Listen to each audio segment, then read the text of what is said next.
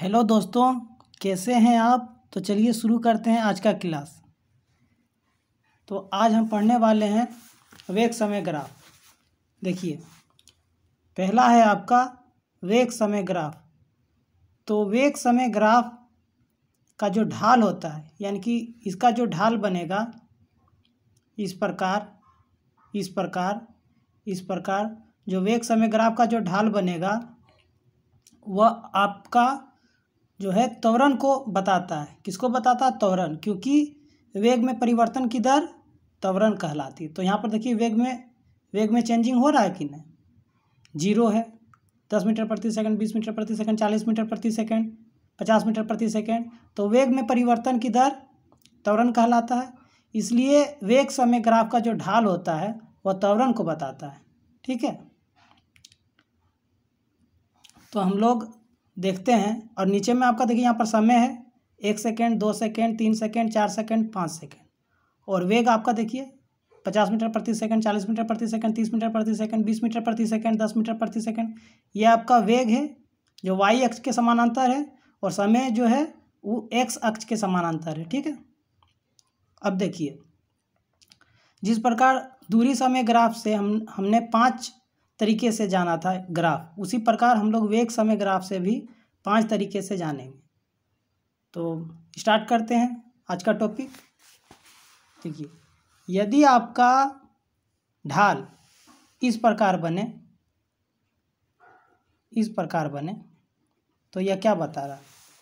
यह आपको यही बता रहा है, एकदम सीधा है। ठीक है, तो आपको यही बता रहा है कि प्रत्येक सेकंड में आपका जो वेग है वो समान है। 1 सेकंड में आपका वेग कितना है? 50 मीटर प्रति सेकंड।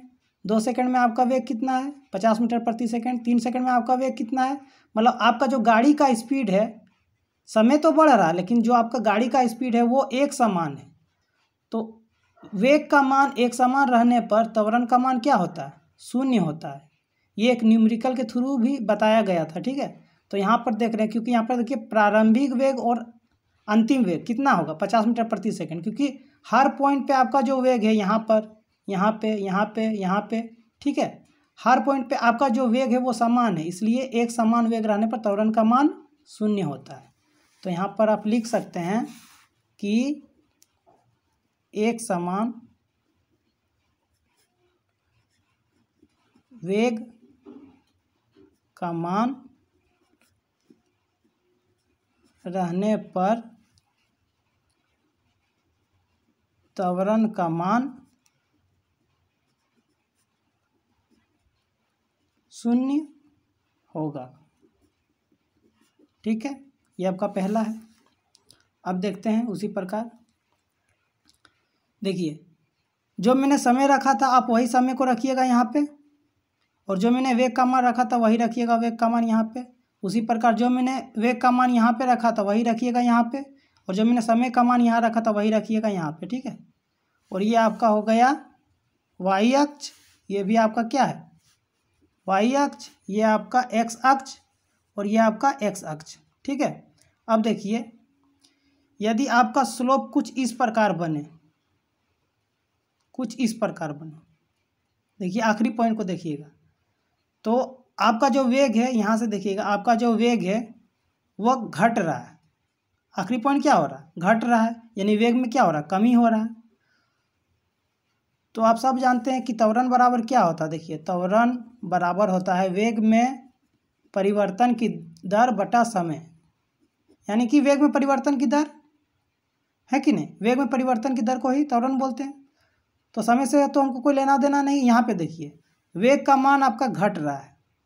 वेग का मान क्या हो रहा है? घट रहा है, क्योंकि त्वरण बराबर है वेग का। त्वरण इज इक्वल टू वेग। ठीक है, वेग का मान घटने से त्वरण का मान घटता है, वेग का मान बढ़ने से त्वरण का मान बढ़ता है। तो यहाँ पे आप देख रहे हैं कि वेग का मान आपका घट रहा है, तो त्वरण का मान क्या होगा? घटेगा। तो आप यहाँ पे लिख सकते हैं, यहाँ पे आप लिख सकते हैं वेग का मान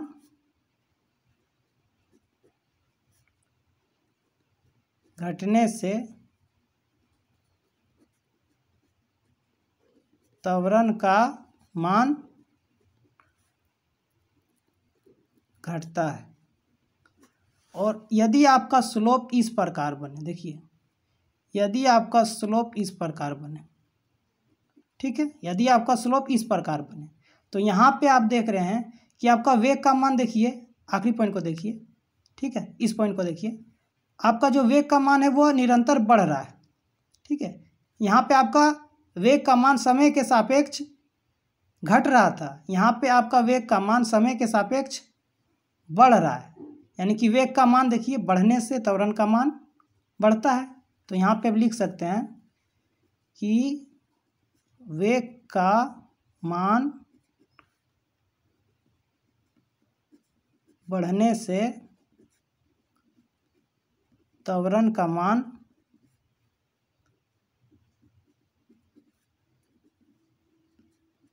बढ़ता है, ठीक है। तो बहुत ही सरल है और सिंपल है, ठीक है। इसका 2 टाइप और बचा है, वो अगले क्लास में करा देंगे, ठीक है। तो आज के लिए इतना ही रखते हैं, धन्यवाद।